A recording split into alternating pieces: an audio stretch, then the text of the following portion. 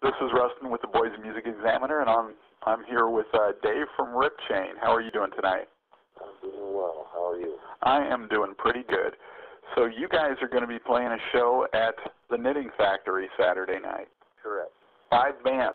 Five bands, and we're playing last year at the headlining spot. What time's the show starting? The doors are 6:30, and the first band's 6 to 7:30. We're probably going to get till about 10:30. Gotcha. So for people who have never heard you guys before, how would you describe your sound? We call ourselves the pioneers of regressive metal. How about that? Pioneers of regressive metal. Expand on that. Well, we're not progressive metal. We're not power metal. We're not death metal. We're not speed metal. We're not thrash metal. So we don't know what to call ourselves. So we coined the term regressive. And that's kind of a mixture of old school heavy metal, like you might hear Metallica, Slayer, that stuff. And we mix it with modern stuff, modern hard rock, and modern metal, like Godsmack, Lamb of God, even Nickelback type stuff. Mesh that all together. Now, who writes the songs in the band?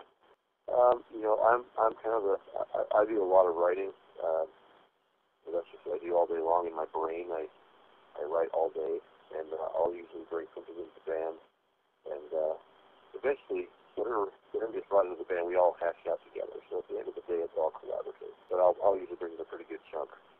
So most of the time, the seed starts with you, but then you bring it in, and they sort of all help you bring it to life. Yeah, I'd say it's about 80% of the time I'm initiating what's going on with the song, but oftentimes it's Josh, the guitar player. He'll have a taste of rhythm once in a while that needs some attention, and we go off of that. So, and again, for a lot of people, here who haven't heard of you yet, tell the listeners who all is in the band. Who is in the band? We have myself, obviously. We have Josh Stone. He plays guitar. He was previously in a band called Crippling Factor. The bass player is Dan Garrett. He was in my first band with me, my first band, Black Friday. And our drummer, he was in a band called Differential. That's from him about a little over a year ago. Right. And then you play guitar as well as sing, correct? Yeah, I play rhythm guitar and handle the lead vocals. I'll do some short solos now and again, but typically we lead guitar work to our new guitar player job because we demand.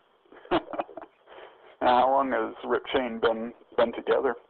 We formed in 2004. So you guys have been doing this for about 6 years now. Yep.